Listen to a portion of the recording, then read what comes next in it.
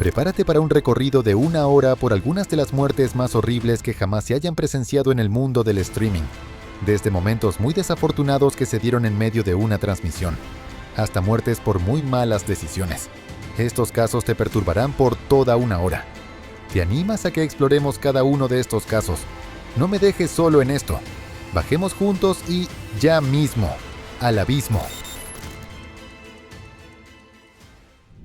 Era el 8 de marzo de 2018, y la nieve del final del invierno caía de manera constante afuera de un sótano remodelado en Buffalo, Nueva York, donde el resplandor de luces RGB y múltiples monitores creaban una configuración profesional de streaming que había costado más de 3 meses de renta. Marcus Rivera ajustó sus audífonos inalámbricos mientras se preparaba para lo que había prometido sería su desafío más extremo hasta ese momento. Sus ojos cansados reflejaban la determinación que lo había impulsado a convertirse en uno de los streamers de más rápido crecimiento en la escena competitiva del gaming.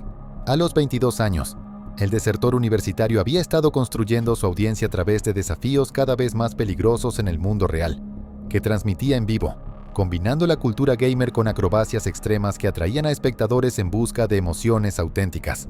La carrera de Marcus como streamer había comenzado 10 meses antes, cuando empezó a incorporar retos físicos en sus transmisiones de videojuegos, haciendo lagartijas por cada muerte, o comiendo alimentos cada vez más picantes durante peleas difíciles contra jefes. Lo que empezó como una simple forma de interacción con la audiencia, había evolucionado en acrobacias elaboradas que difuminaban la línea entre el contenido gamer y los deportes extremos. Su audiencia, miles de seguidores, había llegado a esperar retos cada vez más grandes y peligrosos en cada transmisión. La presión por crear momentos virales llevó a Marcus a planear acrobacias cada vez más arriesgadas, culminando en su última idea: transmitir en vivo mientras realizaba desafíos de parkour en edificios abandonados alrededor de Buffalo. Había estado explorando locaciones durante semanas, encontrando un almacén parcialmente demolido que ofrecía múltiples niveles y obstáculos, perfectos para crear contenido dramático.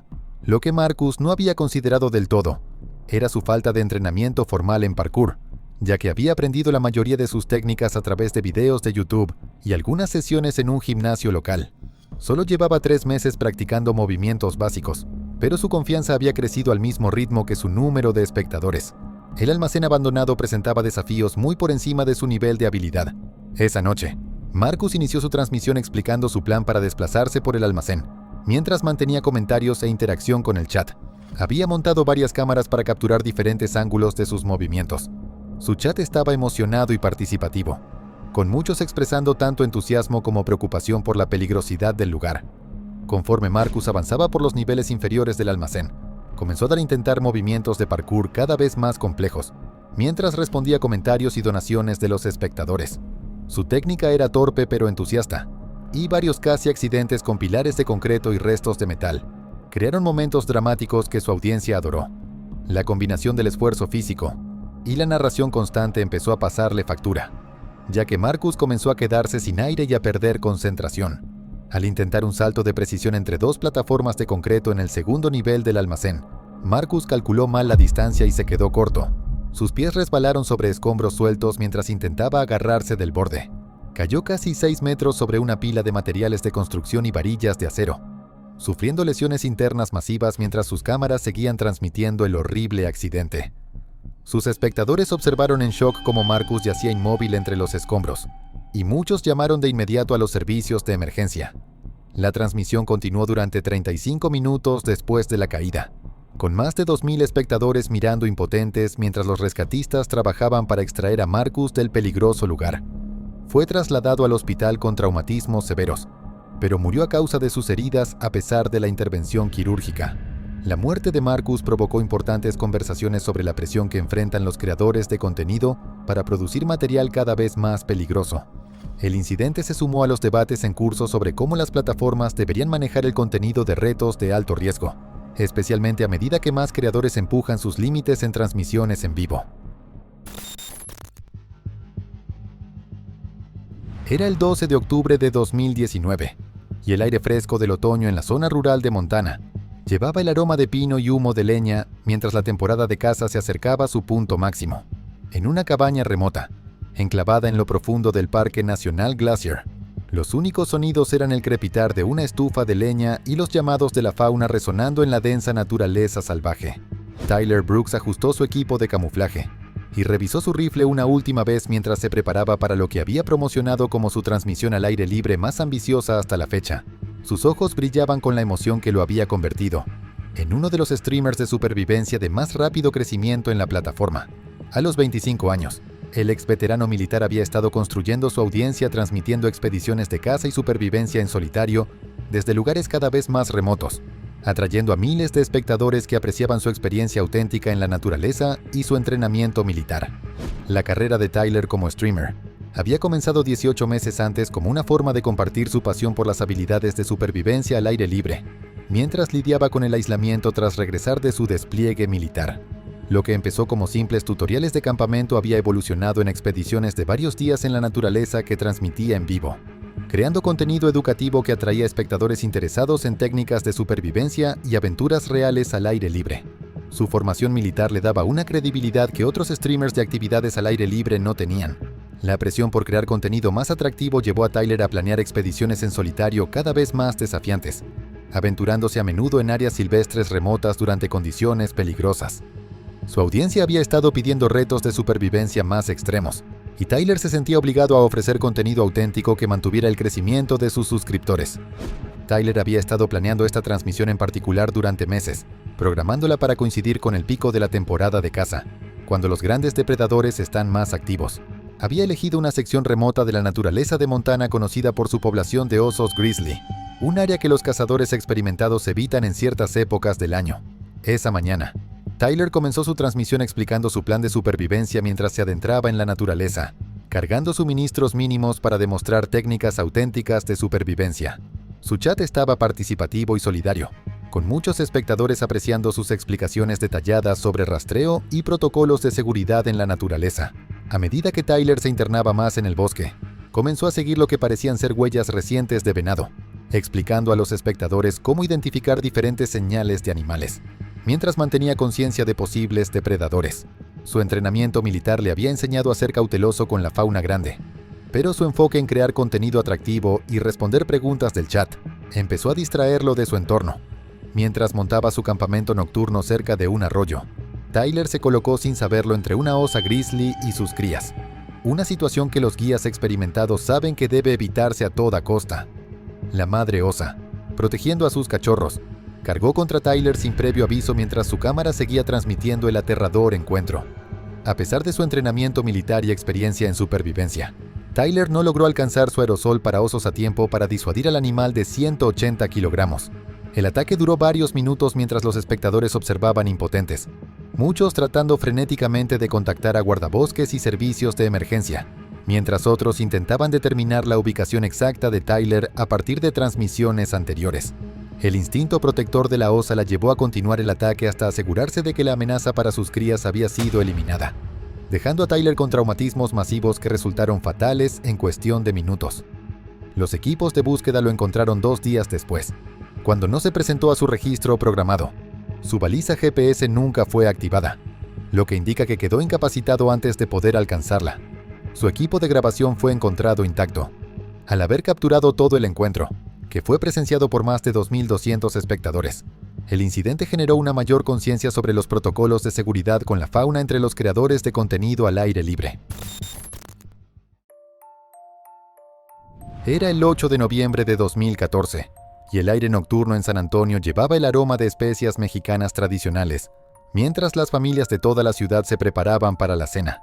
En una casa modesta en el lado sur de la ciudad, la pequeña cocina ya había sido transformada en un estudio improvisado de streaming, con múltiples ángulos de cámara e iluminación profesional.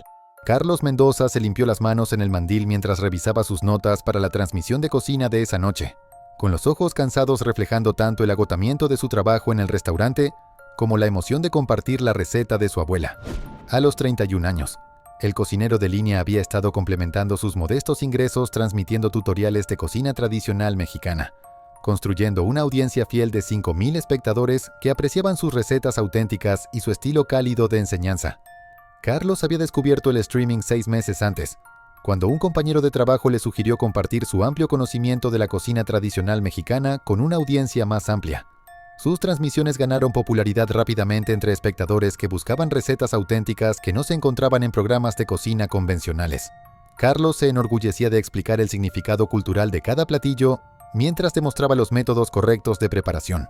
El éxito de sus transmisiones lo animó a invertir en equipo de grado profesional, incluyendo una olla de presión comercial grande que le permitiría preparar platillos más complejos.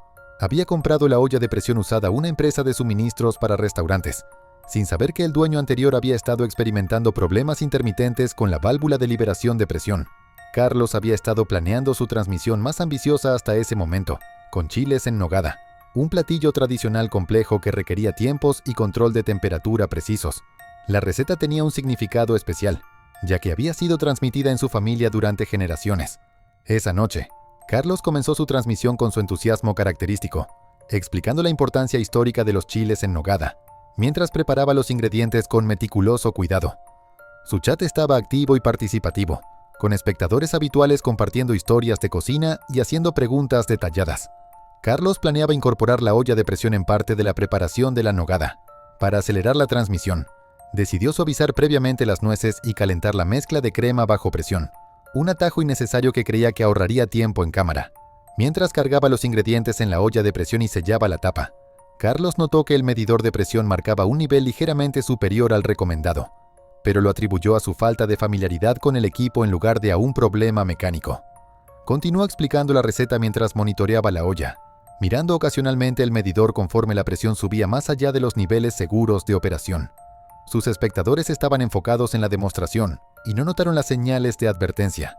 La válvula de seguridad de la olla de presión falló repentinamente, provocando que la tapa saliera disparada violentamente por la cocina, mientras vapor sobrecalentado y líquido hirviendo erupcionaban por la abertura en una explosión devastadora capturada por las múltiples cámaras de Carlos. La expulsión violenta de vapor y contenido hirviendo quemó gravemente a Carlos y le causó traumatismos contundentes mientras los espectadores observaban en shock. Muchos llamaron de inmediato a los servicios de emergencia mientras la cocina se llenaba de vapor y humo. Carlos colapsó fuera de cámara, mientras los vecinos reaccionaban al sonido de la explosión, llamando al 911 y corriendo a brindar ayuda. Fue trasladado al hospital con quemaduras severas y lesiones internas, pero sucumbió a sus heridas a pesar de los esfuerzos médicos. El metraje de la transmisión se convirtió en evidencia clave en la investigación, la cual reveló que la olla de presión tenía una válvula de seguridad defectuosa. El fabricante emitió un retiro del producto después de que la investigación confirmara el defecto del equipo, mientras que la familia de Carlos recibió apoyo de su comunidad de streaming a través de recaudaciones de fondos organizadas. Se estableció una beca culinaria en su nombre, en un colegio comunitario. Era el 14 de diciembre de 2016, y la noche invernal en Minneapolis había traído temperaturas que descendían hasta los menos 18 grados Fahrenheit, con sensaciones térmicas que alcanzaban niveles peligrosos y que llevaron a las autoridades de la ciudad a emitir advertencias por frío extremo. En un pequeño departamento con vista al congelado río Mississippi, el calor de múltiples calentadores portátiles creaba un contraste marcado con las condiciones mortales del exterior.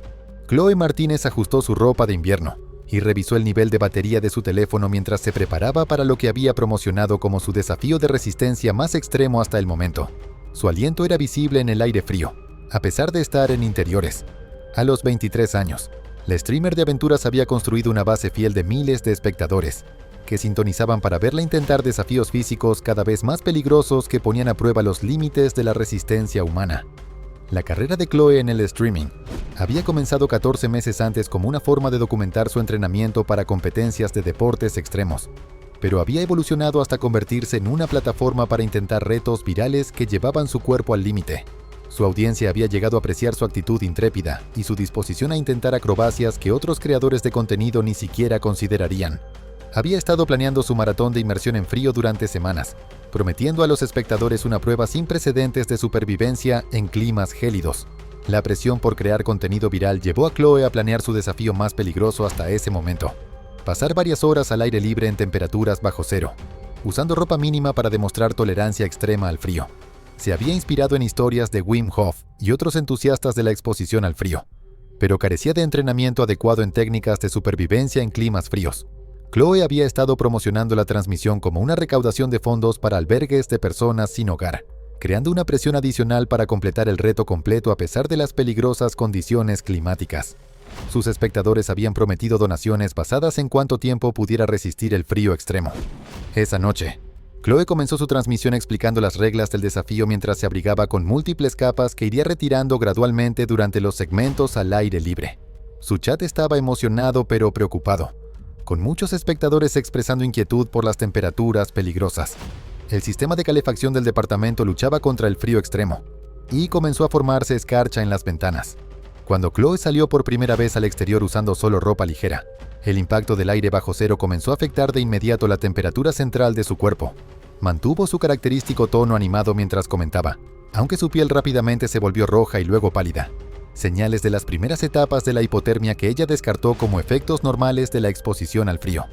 Después de su tercera salida al exterior, Chloe empezó a mostrar señales claras de hipotermia severa, incluyendo confusión, dificultad para hablar y pérdida de coordinación, pero atribuyó estos síntomas al cansancio en lugar de a una lesión por frío.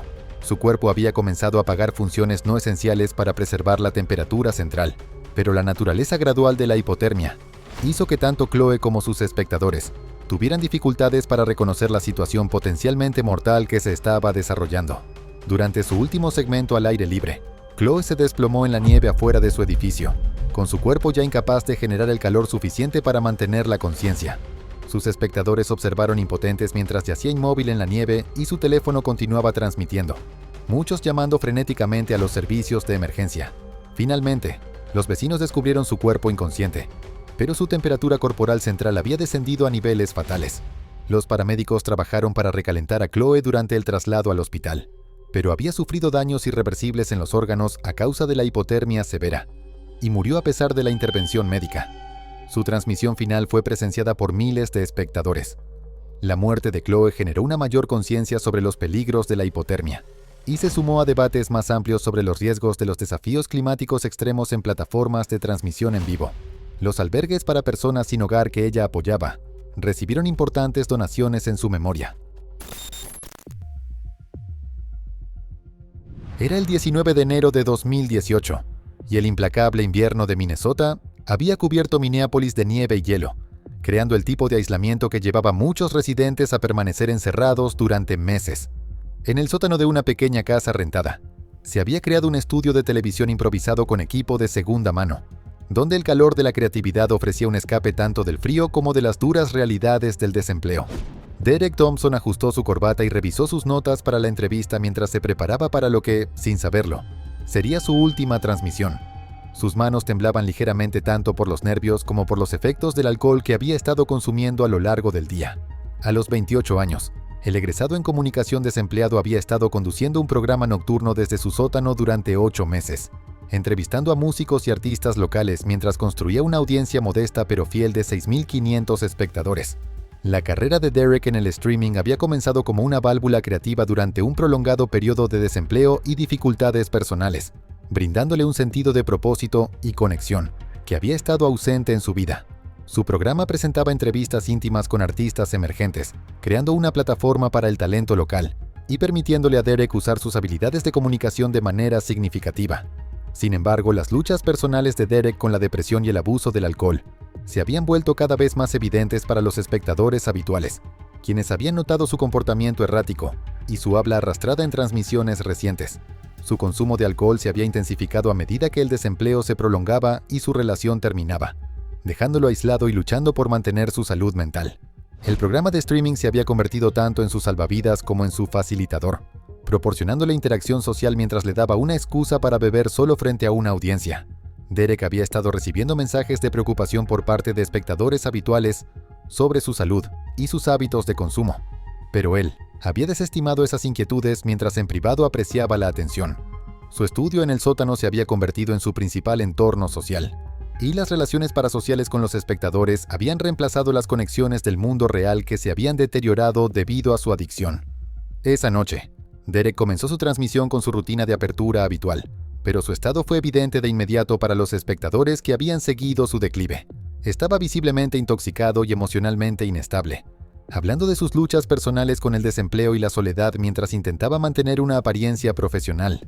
Su chat se llenó de mensajes preocupados de espectadores habituales que le tenían un cariño genuino. Conforme avanzaba la transmisión, Derek comenzó a consumir tragos de whisky en cámara mientras leía comentarios sobre su consumo de alcohol. Algunos lo alentaban a buscar ayuda, mientras que otros parecían encontrar entretenimiento en su deterioro. Su habla se volvió cada vez más arrastrada y su estado emocional más volátil, oscilando entre la autocompasión y una defensiva agresiva cuando los espectadores expresaban preocupación.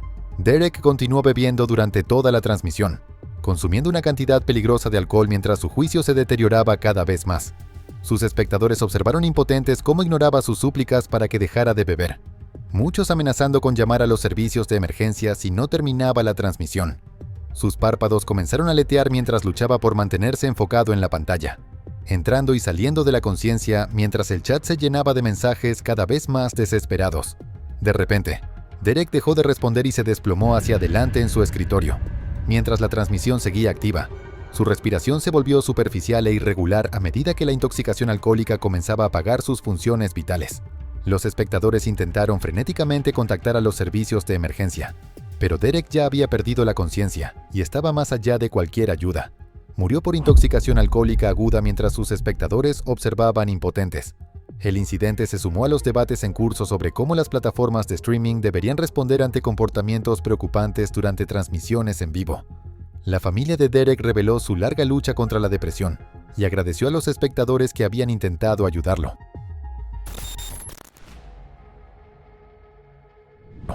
Era el 20 de mayo de 2013, y el cielo de la tarde sobre el centro de Kansas había adquirido el ominoso color verde negruzco que los cazadores de tormentas experimentados reconocen como presagio de clima extremo. Las condiciones atmosféricas eran perfectas para la formación de tornados, con cizalladura del viento y diferencias de temperatura que creaban las tormentas supercelda capaces de producir los tornados más violentos del planeta. Ryan Mitchell revisó su equipo de monitoreo meteorológico por última vez mientras posicionaba su vehículo reforzado en la trayectoria de lo que los meteorólogos predecían que podría ser un brote significativo de tornados. A los 35 años, el ajustador de seguros había estado combinando su conocimiento profesional sobre daños por tormentas con su pasión por la fotografía meteorológica, construyendo una audiencia dedicada de 2.000 espectadores que sintonizaban para verlo rastrear tormentas severas a lo largo del Medio Oeste, mientras proporcionaba información meteorológica en tiempo real. La afición de Ryan por la caza de tormentas había comenzado como un pasatiempo durante la universidad, pero había evolucionado en una actividad seria que combinaba su experiencia profesional con su fascinación por los fenómenos climáticos extremos. Sus transmisiones ofrecían información en tiempo real a espectadores en zonas amenazadas por tormentas, a menudo proporcionando observaciones más inmediatas y localizadas que los servicios meteorológicos oficiales. Su audiencia incluía tanto entusiastas del clima como residentes de áreas propensas a tornados que apreciaban sus detallados reportes. El éxito de sus transmisiones había llevado a Ryan a invertir en equipo especializado y en un vehículo reforzado que le permitía acercarse más a los tornados que otros cazadores, creando material impactante que atraía audiencias más grandes. Sin embargo, la presión por crear contenido cada vez más espectacular lo había llevado a asumir mayores riesgos, colocándose con frecuencia peligrosamente cerca de las trayectorias de los tornados. Esa tarde, Ryan comenzó a transmitir en vivo mientras perseguía el enorme tornado que avanzaba por el campo, proporcionando comentarios detallados sobre la intensidad de la tormenta y su trayectoria proyectada mientras se posicionaba a lo que creía que era una distancia segura, incluso cuando los vientos superaban las 200 millas por hora, y el tornado crecía hasta superar 1 milla de ancho, convirtiéndose en una tormenta monstruosa que quedaría entre las más poderosas jamás registradas. Ryan continuó su transmisión conforme el tornado se acercaba, advirtiendo a los espectadores sobre el recorrido y la intensidad de la tormenta mientras documentaba el increíble poder del fenómeno natural. Sus observaciones en tiempo real fueron compartidas en redes sociales por espectadores que encontraban valioso su análisis detallado para comprender la situación meteorológica en desarrollo. De repente, el tornado cambió de dirección y se intensificó más allá de todas las predicciones, atrapando a Ryan dentro de su vehículo mientras los escombros comenzaban a llenar el aire a su alrededor. Su equipo de grabación empezó a fallar cuando los objetos voladores golpearon el vehículo, provocando que la señal de video se cortara intermitentemente, mientras el audio se distorsionaba cada vez más por el ruido del viento y los impactos. La transmisión de Ryan terminó abruptamente cuando su equipo fue destruido por la increíble fuerza del tornado. Su vehículo reforzado fue encontrado al día siguiente completamente destrozado y lanzado a más de 400 pies del camino donde se había posicionado. Con base en el estado del vehículo y la severidad del impacto, los investigadores concluyeron que no podría haber sobrevivido al impacto inicial. El Servicio Meteorológico Nacional señaló el peligro extremo de acercarse a tornados violentos y reiteró las pautas de seguridad para observadores y cazadores de tormentas. Su muerte dio lugar a nuevas discusiones sobre los protocolos de seguridad para los cazadores de tormentas y los riesgos de posicionar vehículos demasiado cerca de las trayectorias de tornados.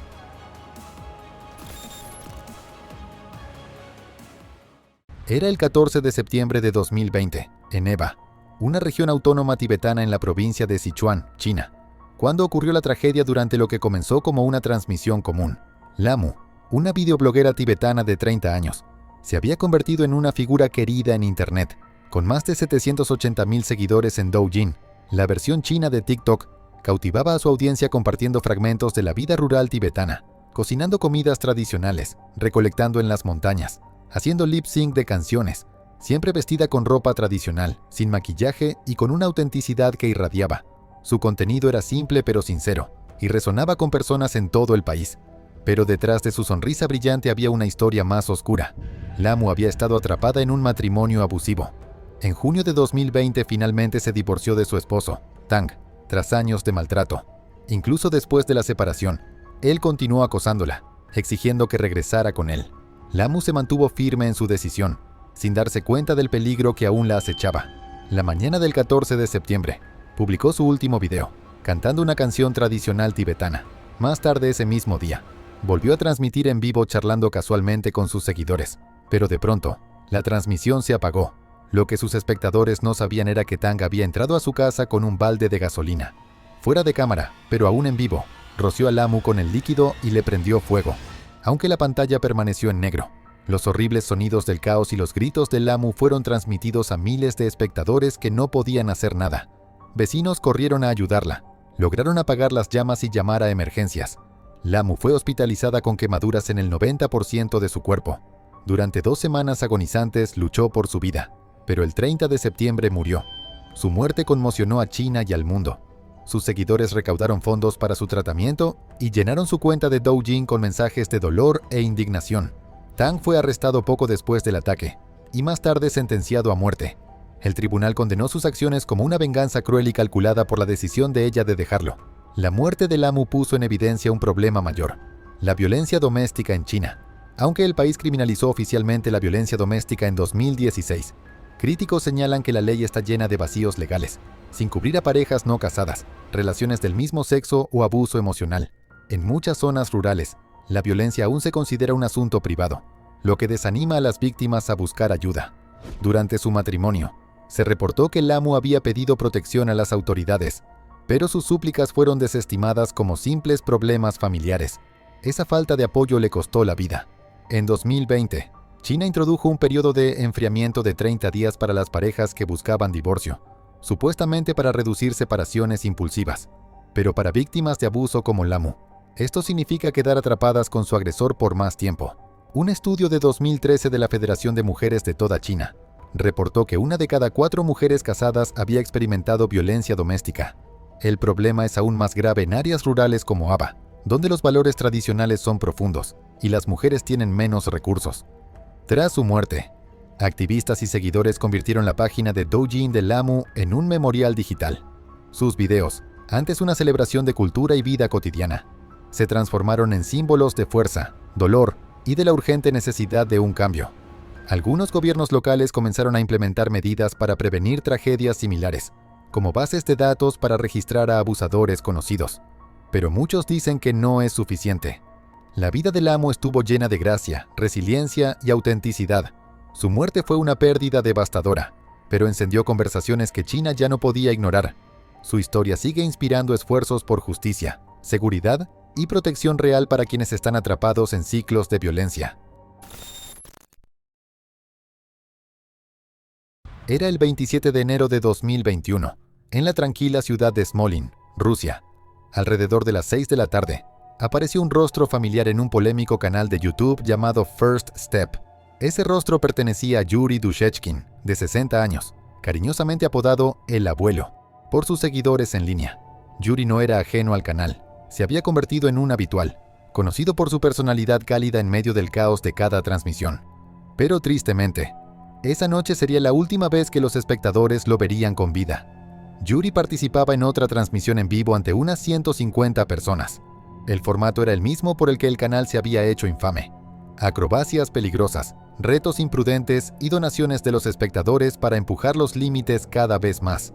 Pero esta vez, todo tomó un giro trágico. Durante la transmisión, Yuri fue animado por el anfitrión y los espectadores a beber una cantidad alarmante de vodka, alrededor de 1,5 litros. Conforme avanzaba la transmisión, su condición comenzó a deteriorarse.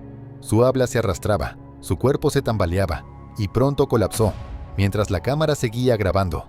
Lo más perturbador fue que su cuerpo inmóvil permaneció transmitiéndose en vivo durante bastante tiempo. Algunos espectadores comenzaron a preocuparse y a pedir ayuda en el chat. Otros no lo tomaron en serio, creyendo que era parte del show. Cuando los servicios de emergencia finalmente llegaron a su departamento en la calle Udorov, ya era demasiado tarde. Yuri había muerto. El canal era dirigido por un hombre de 39 años conocido en línea como JEA, y había ganado fama por los llamados trash streams, o transmisiones basura.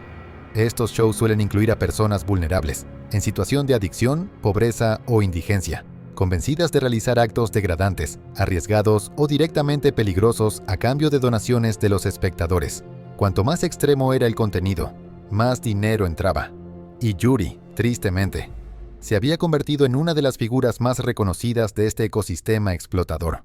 Con el tiempo, la presión por mantener el show entretenido significaba llevar los límites más lejos. El caos de esa noche, música a todo volumen, un departamento desordenado, voces fuertes, ocultó el peligro real en que Yuri estaba. Mientras bebía más vodka, la audiencia lo alentaba, sin darse cuenta, o sin querer admitir, lo grave de la situación. Cuando colapsó, hubo un momento de choque. Mientras algunos en el chat pedían que llamaran a emergencias, otros seguían enviando mensajes y donaciones como si aún fuera un juego. Los paramédicos llegaron eventualmente, pero el daño ya estaba hecho. Los informes preliminares sugirieron que Yuri murió por intoxicación alcohólica, aunque se abrió una investigación completa para determinar qué había ocurrido exactamente y quién debía ser responsable. La reacción fue rápida. El Comité Investigador Regional de Rusia abrió un caso criminal, acusando a los organizadores del stream de negligencia que llevó a su muerte. Vecinos también declararon que habían presentado quejas durante años por el ruido, los invitados ebrios y el desorden proveniente del departamento donde se filmaba. Pero nada había cambiado. Incluso el senador ruso Alexei Pushkov se pronunció, condenando los trash streams como una tendencia peligrosa y pidiendo legislación para evitar tragedias. Argumentó que era hora de frenar el contenido explotador que lucraba con el sufrimiento humano.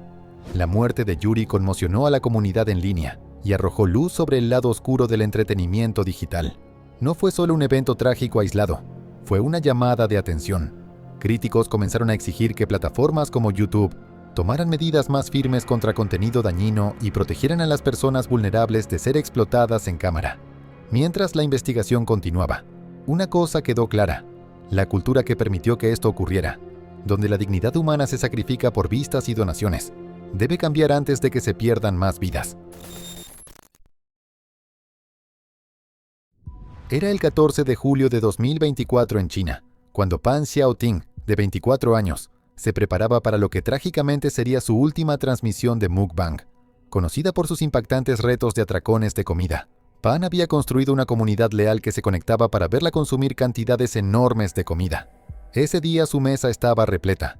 10 kilos de comida, desde pollo frito y mariscos hasta pastel de chocolate. Miles estaban mirando.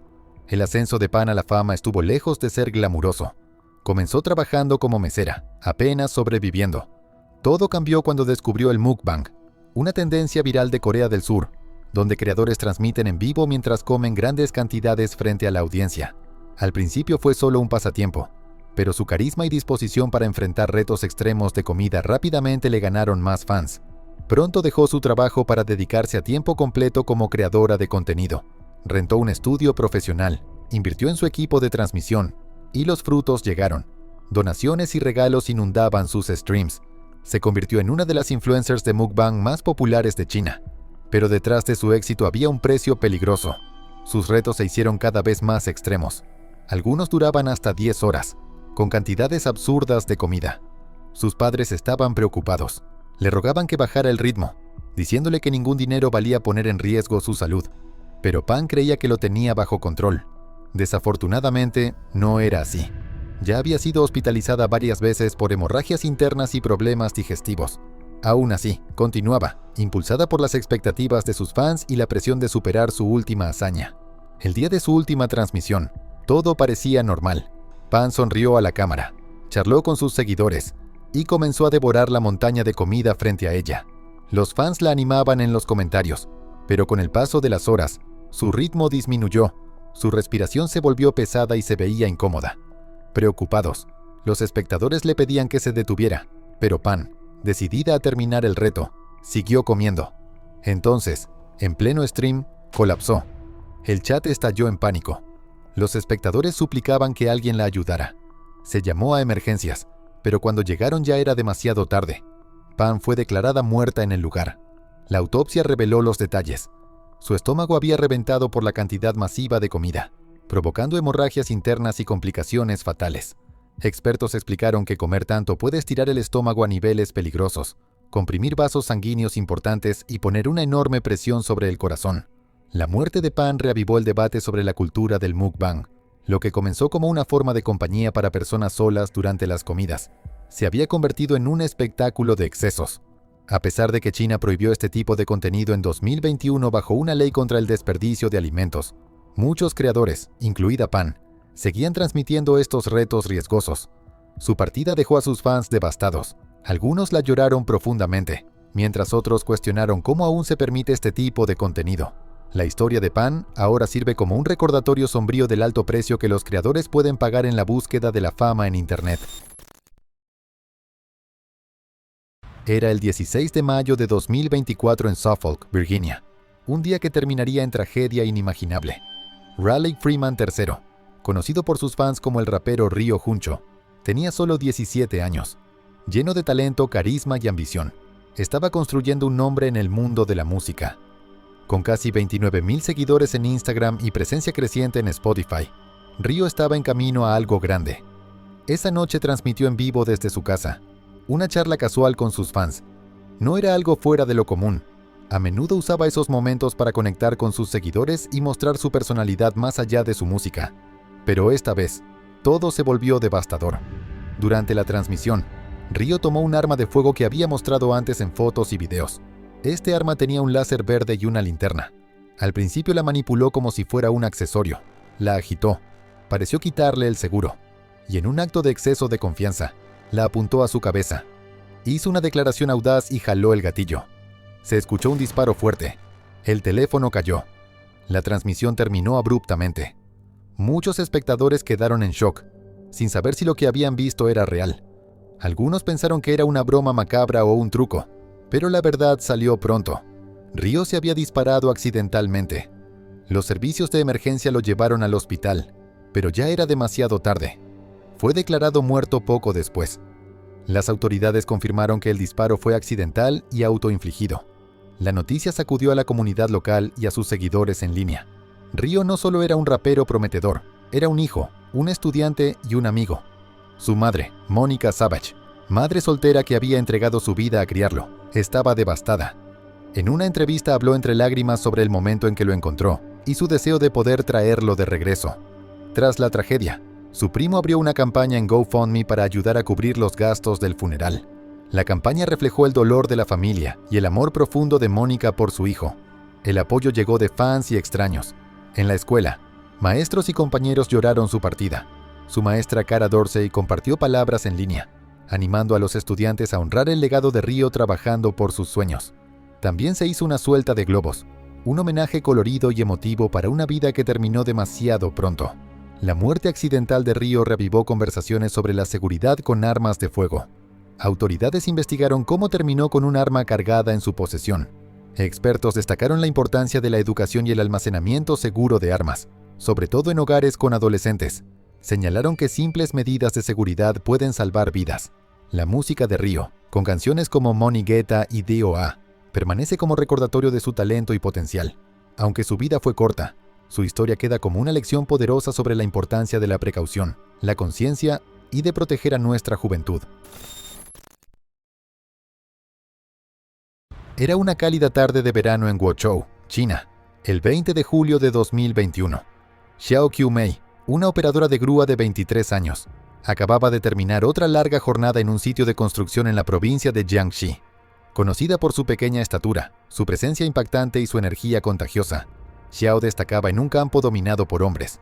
Pero lo que realmente la hacía única no era solo su trabajo, sino cómo lo compartía con el mundo. Xiao había ganado más de 100.000 seguidores en Douyin mostrando videos de su vida en las alturas, dentro de la cabina de la grúa.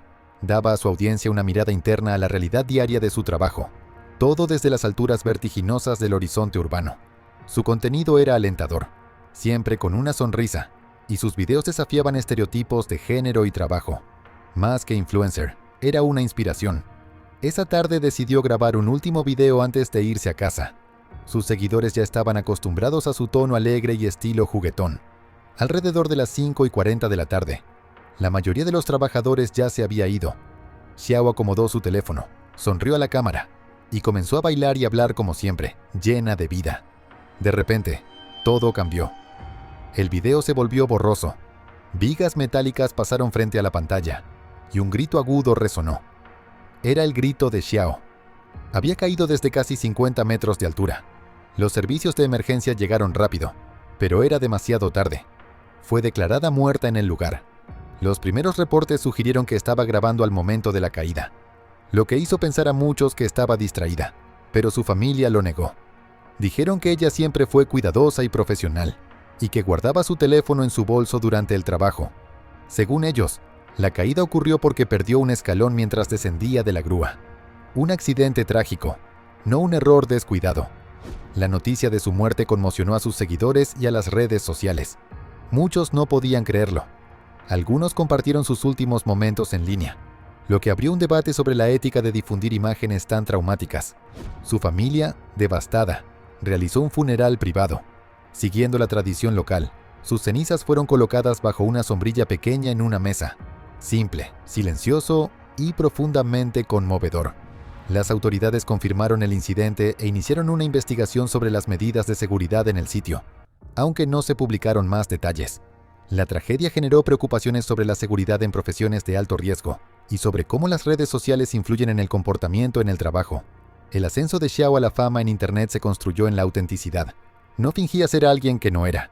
Su contenido era real, cercano y refrescante. Mostraba al mundo cómo equilibrar un trabajo difícil con la alegría de la vida diaria, mientras criaba a 2 hijos pequeños. Sus videos recordaban que los operadores de grúa no eran solo parte del paisaje, sino esenciales, aunque su familia insistió en que su muerte no estaba relacionada con las redes sociales. La tragedia fue comparada con la de Sofía Chung, una influencer que murió tras caer al intentar tomarse una foto en una cascada.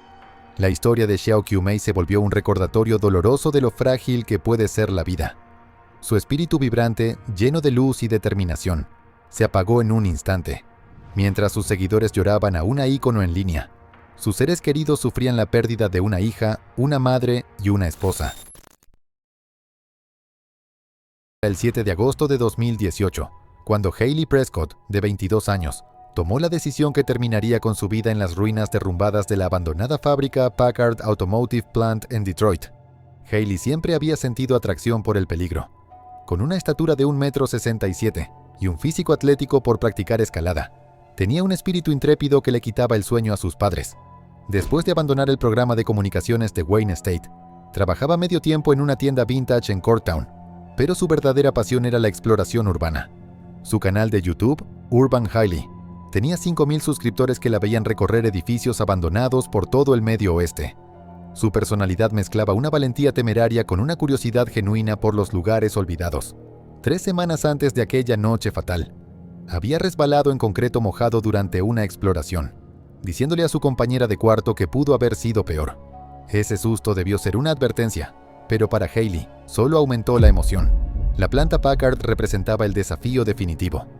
Arrestos recientes de otros exploradores la habían vuelto notoria, lo que significaba que transmitir en vivo desde ahí generaría vistas y donaciones importantes de su audiencia, mayormente hombres adolescentes. Llegó a las 11:47 de la noche, bajo una lluvia constante, usando botas de senderismo desgastadas. Los casi 2 kilogramos de equipo de transmisión sujetas a su pecho afectaban su equilibrio. Su live stream comenzó con 1.247 espectadores, mientras ingresaba al edificio estructuralmente comprometido. El chat estalló de emoción y donaciones, alentándola a realizar actos cada vez más peligrosos. Durante 23 minutos, exploró los pisos inferiores, su lámpara frontal cortando la oscuridad mientras narraba la historia automotriz del edificio. La lluvia había empeorado, creando condiciones traicioneras en los pisos superiores. A las 12:15 de la noche, llegó al cuarto piso, donde décadas de abandono habían creado huecos en el piso y dejado expuestas barras de refuerzo retorcidas. El agua goteaba por agujeros del techo, haciendo cada superficie resbalosa.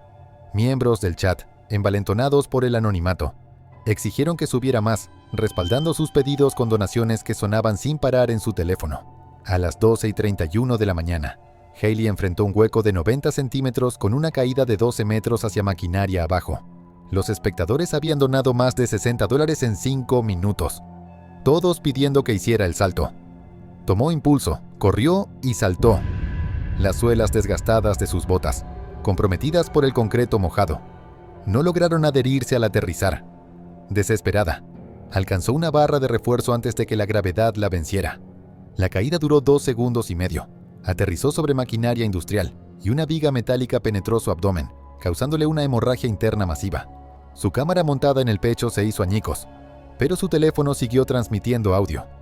Durante 3 minutos agonizantes, los espectadores escucharon cómo su respiración entrecortada se desvanecía en silencio. Varios espectadores llamaron al 911, pero la transmisión solo con audio hizo casi imposible que los servicios de emergencia la localizaran. Los socorristas llegaron a la 1:15 de la mañana, comenzando una búsqueda sistemática.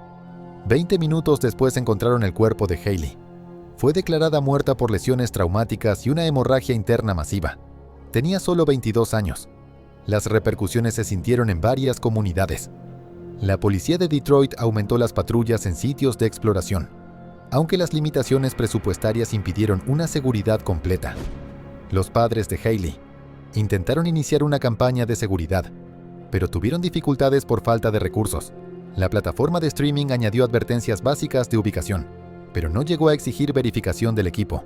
Su muerte se volvió un caso de estudio sobre la responsabilidad de los espectadores y la ética de alentar comportamientos peligrosos a través de donaciones. La historia de Hailey Prescott sirve como un recordatorio contundente de que perseguir fama digital puede cobrar el precio más alto, y que las voces anónimas que incitan al riesgo no cargan ninguna responsabilidad por las consecuencias. 14 de septiembre de 2016, cuando las paredes de granito del Parque Nacional Yosemite cobraron otra vida de la manera más prevenible imaginable. Autumn Chandler tenía 26 años, perfeccionista por naturaleza, canalizando su obsesiva atención al detalle en 2 pasiones: diseño gráfico freelance y senderismo extremo en solitario. Su cuerpo delgado y musculoso contaba la historia de incontables horas escalando los picos más desafiantes de California. Lo que comenzó como aventuras de fin de semana había evolucionado en algo más grande. Su canal de YouTube, Autumn Adventures, había atraído a 12,000 suscriptores que vivían sus ascensos desafiando la muerte. Pero Autumn cargaba un secreto que carcomía su confianza.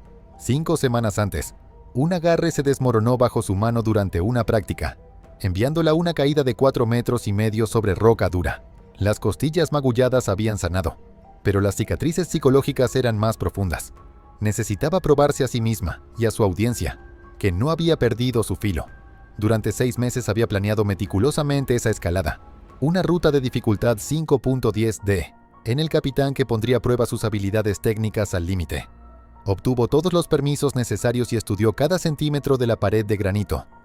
La única decisión cuestionable fue su plan de transmitir en vivo todo el ascenso, a pesar de que las guías del parque desaconsejaban transmisiones en vivo durante escaladas técnicas. A las 5:47 de la mañana, Autumn comenzó el ascenso con 10 kilogramos de equipo esencial de escalada, más 1 kilogramo adicional de equipo de transmisión. El peso extra parecía insignificante, pero cada gramo contaba en una ruta tan exigente. La transmisión comenzó a las 6:23 de la mañana, con 847 espectadores viendo su progreso metódico por la pared de granito. Los primeros 50 metros transcurrieron sin problemas. La técnica de Autumn era impecable, cada movimiento calculado y preciso. A las 7:41 de la mañana, llegó a la sección técnica donde los agarres eran más pequeños y requerían absoluta concentración. Aquí era donde los escaladores se distinguían de los turistas. Pero en lugar de enfocarse completamente en la roca, Autumn comenzó a mirar la pantalla de su teléfono, leyendo mensajes del chat de escaladores experimentados que ofrecían consejos en tiempo real. A las 7:52 de la mañana, mientras procesaba la sugerencia de un espectador sobre la posición de la mano, apoyó su peso en lo que parecía un agarre sólido de granito. Pero las apariencias engañan. Una fractura delgada causada por años de desgaste natural había comprometido su integridad. El agarre explotó desprendiéndose de la pared. Autumn cayó 7 metros antes de que su cuerda de seguridad la detuviera, pero el impulso hizo que su cuerpo golpeara la pared de granito como un péndulo. Su casco absorbió la mayor parte del impacto, pero se agrietó por la fuerza, dejándola con una conmoción cerebral severa que nubló su juicio en el peor momento posible. Desorientada y luchando por pensar con claridad, Autumn tomó la fatal decisión de continuar el descenso en lugar de esperar un rescate. Su cerebro conmocionado no pudo procesar el trabajo complejo de cuerdas necesario para un rappel seguro. Cuando enganchó su cuerda incorrectamente a las 8:17 de la mañana, la física tomó el control. Cayó otros 12 metros sobre un saliente estrecho, su columna absorbiendo todo el impacto. La hemorragia interna comenzó de inmediato. Los guardabosques llegaron a su ubicación 3 horas después usando equipo especializado de rescate técnico. Pero Autumn había muerto minutos después de golpear el saliente. La lesión en la médula espinal y el trauma interno masivo eran insuperables. La comunidad de escaladores se enfrentó a las implicaciones. Foros y revistas diseccionaron cada detalle del accidente, llevando a algunos grupos de escalada a adoptar voluntariamente políticas de no transmitir en vivo durante ascensos difíciles. Yosemite añadió advertencias más fuertes sobre grabar durante escaladas técnicas, pero no impuso prohibiciones, citando dificultades de aplicación. La familia de Autumn recibió un acuerdo modesto de su fabricante de equipo por un defecto menor en el arnés, aunque los investigadores determinaron que no tuvo nada que ver con su muerte. El verdadero culpable fue la distracción, en un momento donde la concentración total significaba la diferencia entre la vida y la muerte. Su muerte se convirtió en una advertencia sobre los peligros ocultos de actuar para una audiencia cuando los riesgos son máximos. Pero como tantas tragedias anteriores, las lecciones se desvanecieron tan rápido como los titulares, y las paredes de granito de Yosemite continuaron esperando pacientemente al próximo escalador que confundiría confianza con invencibilidad. Era el 22 de junio de 2019, cuando Morgan Ellsworth, de 25 años, tomó la decisión que terminaría su vida de la forma más violenta imaginable. El mecánico de Phoenix había impulsado su canal Speed Demon AZ hasta los 8,000 suscriptores al grabar carreras callejeras ilegales en su Dodge Challenger modificado, una bestia que entregaba 850 caballos de fuerza, gracias a modificaciones que él mismo instaló en el taller de su tío. La personalidad impulsiva de Morgan y su desesperada necesidad de validación casi lo habían matado 2 meses antes, cuando perdió el control a alta velocidad, luego bromeando con sus seguidores sobre su ángel guardián trabajando tiempo extra. Pero ese susto solo alimentó su adicción a burlar a la muerte mientras miles lo observaban en línea. Su naturaleza competitiva exigía contenido más extremo, velocidades más peligrosas, momentos más sobrecogedores que se tradujeran en donaciones y crecimiento de suscriptores. El plan era simple pero insano: celebrar llegar a 10,000 suscriptores rompiendo las 320 km/h en la Interestatal 10.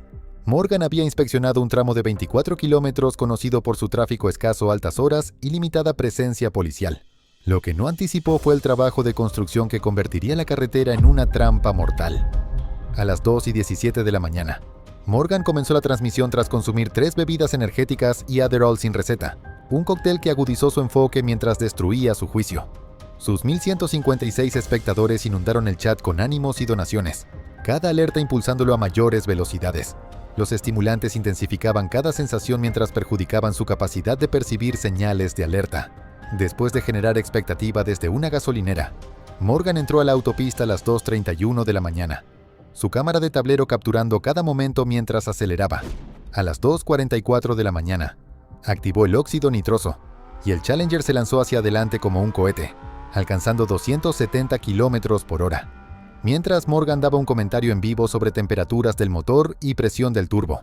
Las barreras de construcción aparecieron a las 2:47 de la mañana, con señales de advertencia que su mente alterada por estimulantes no logró procesar. Su visión en túnel, enfocada en el velocímetro y los mensajes del chat, le impidió reconocer el cierre de carril hasta que fue demasiado tarde. Viajando a 233 km/h, intentó frenar y cambiar de carril al mismo tiempo, lo que hizo que las ruedas traseras perdieran tracción de manera catastrófica.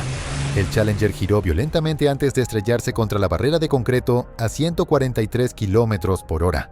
La cámara del tablero captó 2.1 segundos del impacto inicial antes de destruirse.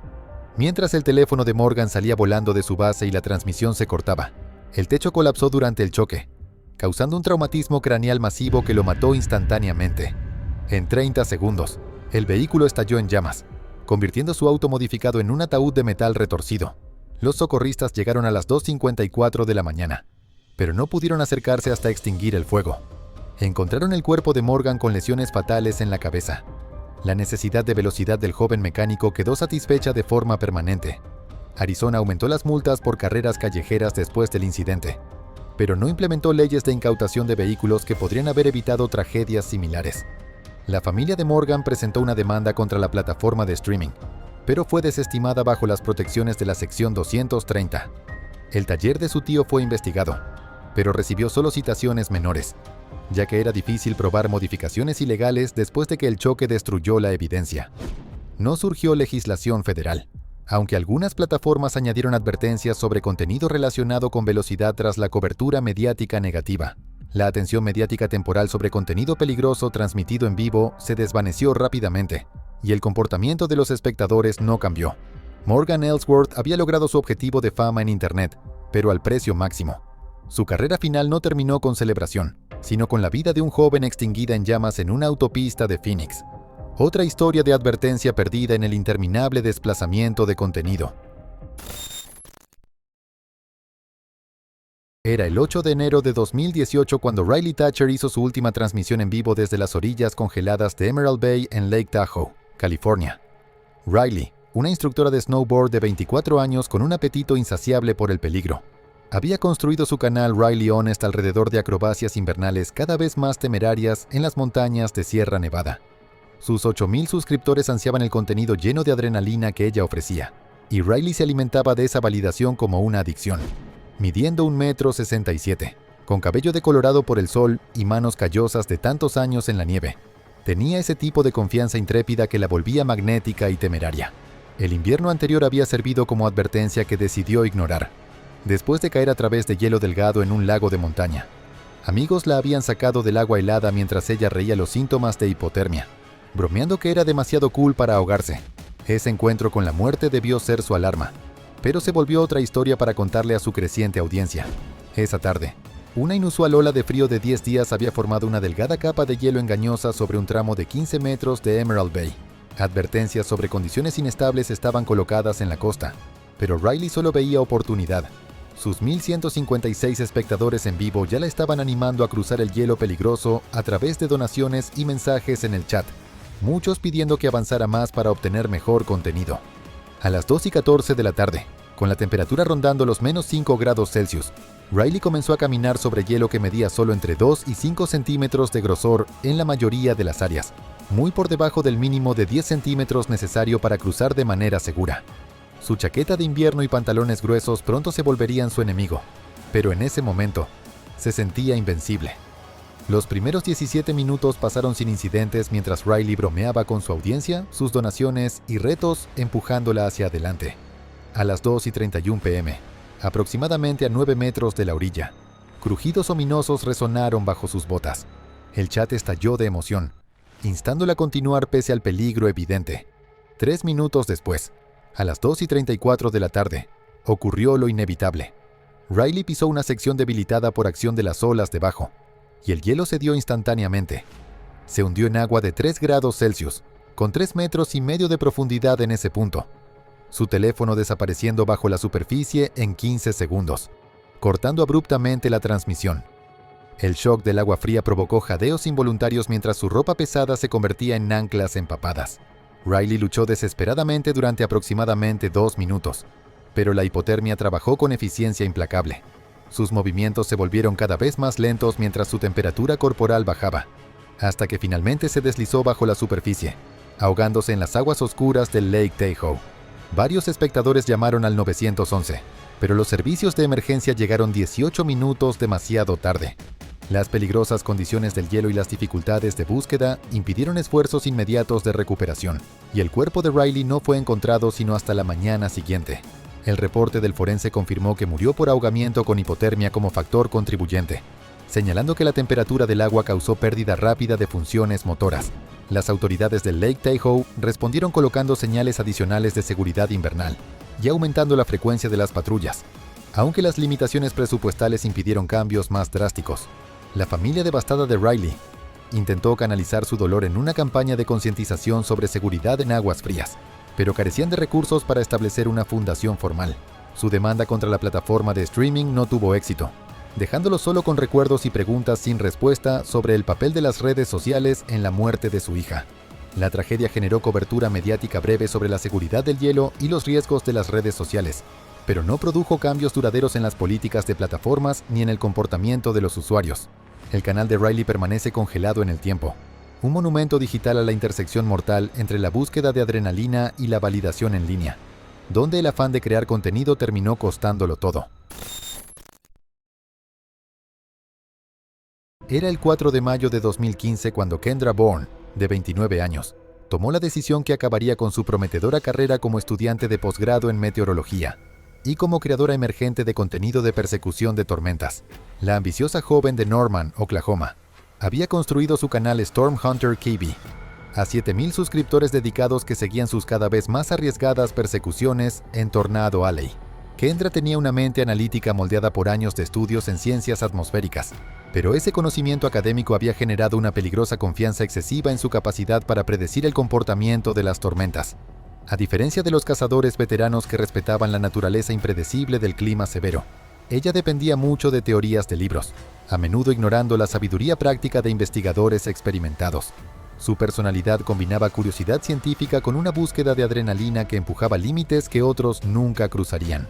2 meses antes, una fuerte tormenta de granizo había golpeado su vehículo reforzado, dejando grietas como telarañas en el parabrisas y abolladuras en todo el cofre. En lugar de verlo como una advertencia, Kendra desestimó el incidente como un peligro ocupacional, planeando ya acercamientos más arriesgados para obtener tomas más dramáticas. Aquel lunes fatal, las condiciones meteorológicas estaban listas para un brote significativo de tornados cerca de Moore, Oklahoma. Kendra había estado siguiendo un tornado de escala 3 durante más de 1 hora, colocándose en lo que ella calculaba como una distancia segura de 20 kilómetros de la trayectoria proyectada de la tormenta. Su entrenamiento académico le decía que esa distancia proporcionaba un margen adecuado de seguridad, pero no tomó en cuenta los patrones caóticos de movimiento de los tornados. A las 4:23 de la tarde, comenzó su transmisión en vivo desde dentro de su vehículo, ofreciendo comentarios meteorológicos detallados a 2,847 espectadores, mientras mantenía contacto visual con el enorme embudo. Su audiencia estaba cautivada por sus explicaciones científicas mezcladas con el poder crudo que se desarrollaba ante sus ojos. Notificaciones de donaciones inundaron el chat mientras los espectadores pedían tomas más cercanas, ofreciendo dinero por imágenes más dramáticas. El tornado parecía seguir su trayectoria noreste predicha, cuando de repente, a las 4:41 de la tarde, patrones locales de viento provocaron un cambio de dirección inesperado. El enorme vórtice comenzó a avanzar directamente hacia la ubicación de Kendra, a velocidades que superaban la capacidad de escape de su vehículo. Su formación meteorológica la había preparado para muchos escenarios, pero no para tomar decisiones en fracciones de segundo cuando la teoría se encontraba con la mortal realidad. Entró en pánico mientras intentaba reubicarse, pero su ruta de escape estaba bloqueada por escombros y otros cazadores ubicados en la misma carretera. La circulación exterior del tornado, con vientos que superaban los 190 kilómetros por hora, alcanzó su vehículo antes de que pudiera encontrar otra ruta. Su auto reforzado, diseñado para resistir granizo y vientos moderados, no fue rival para la fuerza increíble del tornado. El vehículo fue levantado y dio múltiples vueltas como un juguete, rodando por el aire antes de ser arrojado aproximadamente 24 metros dentro de una alcantarilla de concreto. El impacto aplastó completamente el techo, causando un traumatismo craneal masivo que dejó a Kendra inconsciente al instante. Su equipo de transmisión se destruyó en el primer giro, cortando la transmisión que miles estaban viendo con horror. Los socorristas llegaron al lugar del choque 35 minutos después de que el tornado pasara, pero Kendra ya había sucumbido a sus heridas minutos después del impacto. La lesión traumática cerebral causada por la violenta colisión del vehículo con la alcantarilla fue fatal de inmediato. El Servicio Meteorológico Nacional usó el caso de Kendra para enfatizar los protocolos de seguridad para la persecución de tormentas, aunque no se implementaron nuevas regulaciones. Moore actualizó procedimientos de respuesta de emergencia, pero preocupaciones prácticas impidieron restricciones en el acceso de cazadores a áreas peligrosas. Su plataforma de streaming añadió advertencias básicas sobre clima severo, pero la complejidad técnica impidió funciones de desconexión automática en situaciones peligrosas. La comunidad meteorológica discutió extensamente su muerte, llevando a algunos a adoptar voluntariamente distancias de seguridad más estrictas, aunque no se produjeron cambios significativos. La última persecución de Kendra Bone sirvió como recordatorio de que el conocimiento académico no puede reemplazar el respeto por el poder impredecible de la naturaleza. Era el 15 de marzo de 2017 cuando Crystal Bowers tomó la decisión que terminaría su vida de la manera más horrible imaginable. Crystal era una oficinista de captura de datos de 28 años que trabajaba turnos nocturnos en Riverside, California. Con 1,62 m y 145 kilogramos, vivía sola en un estudio donde su mesa de cocina también era su estación de transmisión. Su personalidad alegre la hacía popular entre 5,000 espectadores regulares, pero en el fondo había inseguridades profundas por años de acoso laboral sobre su peso. La comida se había convertido en su consuelo y su maldición. Descubrió el mukbang 2 años antes, descubriendo que le proporcionaba ingresos y conexiones sociales que anhelaba. Sus espectadores se volvieron su mundo, alentando retos alimenticios cada vez más peligrosos. 2 semanas antes, Crystal casi se atraganta con pollo frito coreano en vivo. Su rostro se puso rojo mientras luchaba, pero los espectadores pensaron que era entretenimiento, inundando el chat con emojis de risa. Ella logró expulsarlo, pero ese incidente debió ser una advertencia. En vez de eso, Crystal vio una oportunidad. Anunció una transmisión de celebración por alcanzar 6,000 seguidores, prometiendo devorar casi 2 kilogramos de samgyeopsal asado en menos de 25 minutos. Durante 2 días casi no comió, queriendo maximizar su apetito. El martes por la noche, Crystal se colocó frente a su mesa de cocina, con un enorme tazón rebosando tiras gruesas de panceta de cerdo asada dominando la escena. A las 7:23 de la noche, inició la transmisión ante 1,847 espectadores, su audiencia más grande hasta entonces. El chat explotó de emoción. Los espectadores la instaban a comer más rápido, y las donaciones fluían, exigiendo velocidad. Crystal, desesperada por complacer, abandonó su ritmo usual, agarrando pedazos grandes con palillos, casi sin masticar antes de tragar. A las 7:34 de la noche, ocurrió el desastre. Crystal tomó un pedazo excepcionalmente grueso, de unos 10 centímetros de largo y 2 de ancho. Después de solo 2 masticadas rápidas, tragó la carne tibia y grasosa. El pedazo se atoró completamente en su tráquea, la grasa haciendo imposible desalojarlo mientras bloqueaba por completo la vía aérea. El chat inicialmente estalló en risas, pensando que era una broma, pero conforme el rostro de Crystal pasó de rojo a morado profundo, algunos se dieron cuenta de que algo estaba mal. Crystal intentó desesperadamente hacerse la maniobra de Heimlich, tambaleándose y tirando el tazón. El conteo de espectadores subió a 2,200 mientras corría la voz. Algunos espectadores llamaron al 911, mientras otros seguían haciendo bromas incapaces de comprender la gravedad. A las 7:36 de la noche, Crystal colapsó de frente en el piso. Su cuerpo convulsionó mientras su cerebro se quedaba sin oxígeno. La transmisión siguió hasta que la batería de su teléfono murió. Los socorristas llegaron a las 7:52 de la noche, pero Crystal había muerto 12 minutos antes. El forense confirmó muerte por asfixia, con la panceta aún atorada en la tráquea. Las repercusiones fueron rápidas y brutales. A pesar de los intentos de retirar el video, la transmisión final de Crystal se difundió por redes sociales, convirtiéndose en una advertencia viral. Su muerte expuso la realidad oscura de la creación de contenido, donde los creadores empujan límites peligrosos por la atención de los espectadores. Un recordatorio sombrío de cómo perseguir la fama viral puede tener consecuencias mortales. Si estas transmisiones trágicas te dejaron impactado, prepárate para lo que sigue. Haz clic en el video en tu pantalla para más historias impactantes de creadores de contenido que pagaron el precio máximo por la fama digital. El abismo no grita, susurra, y tú has decidido escuchar. Este viaje fue solo un fragmento de lo que aún queda por revelar. Y si estás aquí, al final, es porque algo en ti también quiere respuestas. Gracias por sumarte, por apoyar este contenido y por formar parte de esta comunidad que crece a la sombra del misterio. Te invito a suscribirte, a dejar tu comentario, a encender esa campanita para que no te pierdas nada, porque lo que viene es aún más profundo. Hasta la próxima entrega, cuando la oscuridad vuelva a hablar, y tú decidas, una vez más, escuchar la voz del abismo.